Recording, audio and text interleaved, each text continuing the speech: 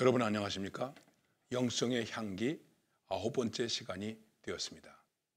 참 시간이 빨리빨리 가는 것 같습니다. 영성 신학 이런 것을 신학적으로 강의한다고 할 때에는 학교에서 이제 한 학기 정도 강의를 하게 됩니다. 그러나 이 시간에는 얼마나 제가 잘 말씀을 드렸는지는 모르겠습니다만은 서로 이해하기 쉽게 제가 간단하게 말씀드리고 있습니다. 영성에 대한 얘기를 할 때 영성은 사람에 대해서 어떻게 생각하느냐 하는 것을 말씀드렸습니다. 그리고 사람이 구원받은 사람이 되어야 한다. 구원받은 사람이 된다는 것은 나 자신의 힘으로 되는 것이 아니라 주어지는 힘으로 되는 것이다. 여러분 우리가 생명이 있죠. 생명이 내게서 나왔습니까? 생명은 주어져서 내가 된 것입니다. 내가 내 생명을 만든 것이 아닙니다. 구원받은 생명도 내가 구원받은 생명, 구원받은 인간이 되는 것이 아닙니다. 밖으로부터 주어졌습니다. 바로 예수 그리스도에게로부터 주어졌습니다. 그래서 내가 구원받은 사람이 되었습니다. 죄인이 의인이 되었습니다. 그런데 이 의인이 어떻게 의인답게 살아가느냐? 여기에 이제 또 우리의 영성이 있는 것입니다. 그것을 저는 이렇게 한마디로 말씀드렸습니다. 사람이 사람으로서 해야 할 도리를 제대로 하는 것이 바로 구원받은 인간의 모습이다. 그게 그 사람의 영성이다. 영성이 있는 인간이다. 이렇게 말씀드렸습니다. 과연 지금 나는 영성이 있는 존재로 존재하고 있는가? 특별히 그리스도인으로서 내가 영성으로 존재하고 있는 영성이 있는 인간인가? 우리는 이렇게 생각할 수 있을 것입니다. 그래서 우리들이 영성에 대한 훈련을 합니다. 영성 훈련. 훈련이 필요합니다. 내가 사랑을 하려면 사랑하려는 어떤 훈련이 필요합니다. 그냥 사랑이 안 됩니다. 그래서 어린아이들에게 어떻게 말합니까? 자꾸만 주세요. 훈련하지 않습니까? 그러면 좀 줍니다. 인사해라. 감사합니다. 여러분, 우리가 어린아이들에게 가르치듯이 뭐 조그만 걸 받고도 감사합니다. 두 손으로 받고 고맙습니다. 이러면은 얼마나 영성 있는 사람이 되겠습니까? 그렇게 생각해 보면 어린아이가 오히려 우리보다 더 영성이 있다 이렇게 생각할 수 있고 또 그렇게 말씀을 생각하다 보니까 예수님께서 너희들이 돌이켜 어린아이와 같이 되지 아니하면 하나님 나라에 들어갈 수 없다. 하나님 나라는 이런 어린아이들의 것이다. 이렇게 말씀하신 것을 생각해 볼 수도 있는 것입니다. 자, 이제 문제는 인간이 해야 할 도리를 잘 하면서 사는 것인데 우리들이 예수를 믿으면서 특별히 영적이다, 영성, 신령하다, 하나님의 은혜 이런 것을 생각할 때 좀 오해하고 있는 것들이 있다 하는 것입니다. 그렇게 하는 것이 영성이다 이렇게 생각할 수 있다고 하는 것입니다. 물론 제가 여러분들에게 말씀드리는 것은 한 부분적인 이야기라고도 말할 수 있습니다. 많은 제 입장에서는 좌로나 우로나 치우치지 아니하고 정말 균형 잡힌 입장에서 여러분들에게 말씀드리고자 하는 그런 의도로 말씀을 드리는 것입니다. 여러분 기도원에 가시죠. 한때 우리나라에 산골짜기마다 기도원이 있었습니다. 지금도 산 좋고 물 좋은 곳에 공기 좋은 곳에 기도원이 많이 있습니다. 그러다가 요즘에는 이제 그 기도원이라는 이름을 쓰지 않고 뭐라고 쓰냐면은 수련원이라고 씁니다. 그러다가 그 말을 또 뭘로 바꿨냐면은 영성 수련원. 그러더니 또 지금은 이제 무슨 말이 많이 있냐면 치유하는 곳, 자연 치유, 영적 치유, 상처의 치유, 또 이런 얘기들을 많이 하고 있습니다. 이런 것들을 통틀어서 우리는 또 이렇게 말할 수도 있습니다. 교회 역사 속에서 수도원 운동. 여러분, 수도원에 가서 삽니다. 조용합니다. 기도합니다. 그런데 수도원에 가서 산다고 해서 그냥 기도만 하고 성경만 읽고 지냈을까요? 그렇지 않습니다. 기도는 노동이다. 노동 기도를 했습니다. 노동을 하는 것을 기도로 생각했습니다. 수도원에 대한 여러 가지 잘못된 이야기들도 있습니다만은 제가 이렇게 좀 수도원 몇 곳을 다녀봤습니다. 그리스라든지 로마에서라든지 그런 몇 곳을 다녀봤는데 거기 수도원에 그 당시에 있었던 사람들은 얼마나 많이 일했는지 모릅니다. 아침 새벽에 일어나서 기도하고 그 다음에 산 아래로 내려와서 마을 사람들과 함께 노동하고 먹을 것을 거두어 가지고 갑니다. 계란도 가져가고 채소도 가지고 갑니다. 직접 심어서 농사도 짓습니다. 그리고 또 밤에 기도합니다. 그러면서 그들은 벽화를 그리기 시작했습니다. 그것도 컬러풀하게 천연색으로 그렸습니다. 계란을 가져왔습니다. 계란 노른자유를 가지고 노란색을 입혔습니다. 풀을 찧어서 초록색을 붙이기도 했습니다. 또 빨간색 채소를 가지고 빨간 물을 들이기도 했습니다. 그렇게 하면서 예수님의 일대기를 그림으로 그리기도 했습니다. 수십 년 걸렸죠. 수도원에 있었다고 그래가지고 가만히 앉아 있었던 것이 아니라는 것입니다. 우리는 흔히 이제 불교적으로 얘기를 하는 것이죠. 우리나라는 불교의 영향을 많이 받았습니다. 속세를 떠난다. 그렇게 말하고 있는 것입니다. 그렇지 않습니다. 영성이 있는 사람은 속세를 떠나는 것이 아닙니다. 이 세상을 등지는 것이 아니라는 것입니다. 그렇게 이 세상을 등지고 뭔가 조용하게 자신 혼자만 묵상하면서 고고하게 지내는 것, 여러분 쉬운 일이 아니죠. 저 같은 사람에게 하라 그러면 못할 것 같아요. 답답해서 그거 어떻게 합니까? 보통 인내해야 됩니까? 보통 끈기 해야 됩니까? 굉장히 훌륭한 일이죠. 흔히 하는 말로 돌을 닦는 거죠. 어떤 사람들이 말하죠. 내가 지리산에서 20년 동안 돌을 닦았다. 따라갈 수 없는 훌륭한 일이죠. 그런데 돌을 닦아서 어떻게 됐다는 것입니까? 그래서 그 다음에 말하지 않습니까? 중생을 구한다. 사람을 구하는 행동이 무엇이겠습니까? 사람을 구하는 행동을 해야 되지 않습니까?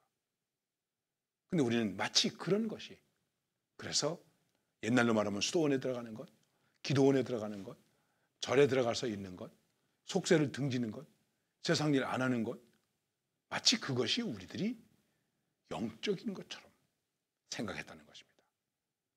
그거는 오해입니다. 저는 그것을 잘못됐다 이렇게 말씀드리지 아니하고 오해 혹은 착각이다 이렇게 말할 수 있는 것입니다. 특별히 우리 한국 교회의 그리스도인들이 조심해야 될 영성의 문제가 있는데, 그것은 뭐냐면 불교적인 것을 가지고 이렇게 수도원적인 것을 가지고 그것이 마치 영성인 것처럼 생각하는 것입니다. 그러면서 여기 무슨 문제가 있습니까? 고행주의가 있습니다. 고행을 하는 것을, 어려운 일을 하는 것을, 고통을 자초하면서 사는 것을 마치 그것이 내가 영적으로 사는 것처럼 생각하고 있습니다. 여러분, 고난을 극복하는 것은 상당히 영적인 것이죠. 그런데 고난을 행하는 것, 나를 스스럽게 괴롭게 하는 것이 마치 내가 영적으로 사는 것이다 이렇게 생각하면 안 되는 것입니다. 교회에 어떤 권사님이 계셨습니다.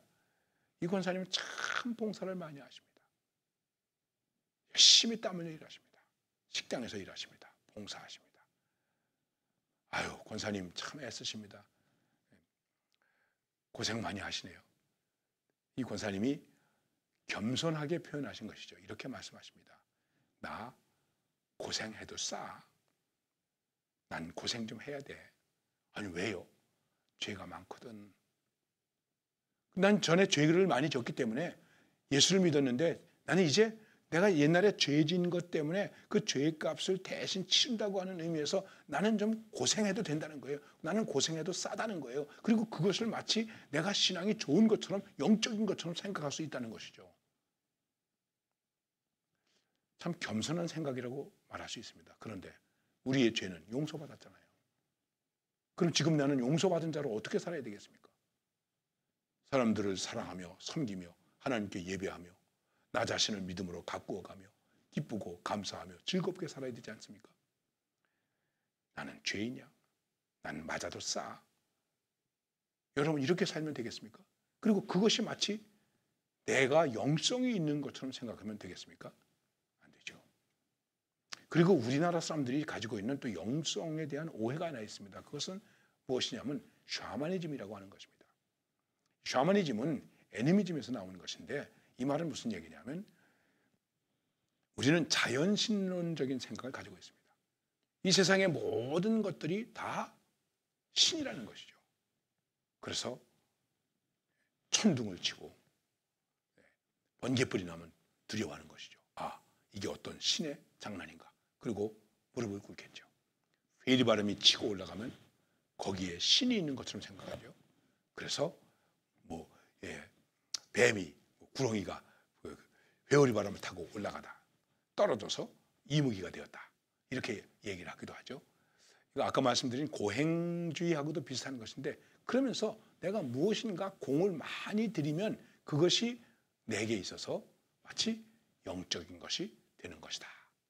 이렇게 생각하는 것이 많이 있다는 것입니다. 은연중에 그렇습니다.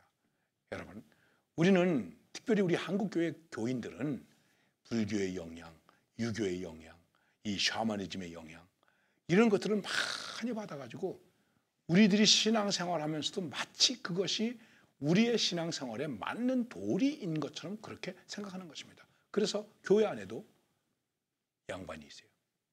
교회 안에도 상놈이 있을 수 있습니다. 교회 안에도 돈 많으면 양반 돼요. 돈이 없으면 상놈 교인이 돼요. 가슴 아픈 현실이죠. 그런 일들이 종종 있습니다. 꼭 그런 것은 아니지만 교회에 직분이 있습니다. 그래서 이 직분을 뭘로 봅니까? 계급적으로 보는 것입니다. 이것을 어떤 계급으로 보고 서열로 보는 것입니다. 우리의 직분은 서열입니까? 계급입니까? 순위입니까? 아닙니다. 여러분의 교회의 1번은 누구이고 마지막 번은 누구입니까? 아닙니다. 우리는 직분이 있는 것은 그만큼 더 잘 내가 해야 할 도리를 잘하기 위한 것입니다. 섬기기 위한 것입니다. 얼마나 더 잘 섬기느냐, 거기에 영성이 있는 것입니다. 조금 극단적으로 이해하실지 모르겠습니다만, 그래서 기독교의 영성은, 그리스도인의 영성은 어떤 영성인가? 거리의 영성이다. 사도행전의 영성이다. 거리로 나갔습니다. 말씀을 외쳤습니다. 그리고 섬겼습니다. 그들은 날마다 모여서 찬송했습니다. 기도했습니다. 말씀을 받습니다. 그것으로 교회 안에 앉아가지고 할렐루야 그리고 머물러 있었습니까? 아닙니다. 그 다음엔 땅을 팔았습니다. 집을 팔았습니다. 소유를 팔았습니다. 그리고 가난한 사람들에게 나누어 주었습니다. 필요를 따라 나누어 줬습니다. 핍절한 사람이 없었습니다. 진짜 영성이 있는 사람들이죠. 영성이 있는 삶을 살았죠. 기독교가 바로 이런 영성을 가진 공동체라는 것입니다. 그런데 이렇게 우리가 영성이라는 것을 깊이 생각하면서 우리 스스로 빠지기 쉬운 함정이 있습니다. 그것이 뭘까요? 자기 주관주의에 빠진다는 겁니다. 자기가 하는 것 말이에요. 내가 산에 가서 기도했더니, 내가 뭘 했더니, 내가 금식했더니, 내가 자기 주관주의에 빠진다는 것입니다. 그러다 보니까 거기에 어떤 또 위험이 있는지 아십니까? 기독론이 없어지는 거예요. 예수 그리스도가 없어지는 거예요. 그리고 자꾸만 내가 나서는 거예요. 그래서 은혜 받았다고 하면서 영적이라고 하면서 신령하다 그러면서 많은 문제를 일으키는 거예요. 여러분 혹시 여러분과 제가 그런 사람은 아닐까요? 생각해 보십시오. 그리고 공동체를 이루지 못하는 부분이 있다는 것입니다. 서로 적응하면서 살아야 되는데 그렇지 못하게 사는 부분들이 많이 있다는 것입니다. 우리는 영성이 있는 사람입니다. 영성이 있는 사람은 어떻게 살아야 될까? 내가 해야 할 도리를 어떻게 잘하면서 살아갈 수 있을까? 여기에 대한 균형을 맞춰야 됩니다. 그 균형을 제대로 가지고 있을 때 경건한 사람, 거룩한 사람, 영성이 있는 사람이라고 말할 수 있는 것입니다. 과연 우리의 진정한 영성의 균형 잡힌 모습은 어떤 모습일까요? 다음 시간에 말씀드리겠습니다. 감사합니다.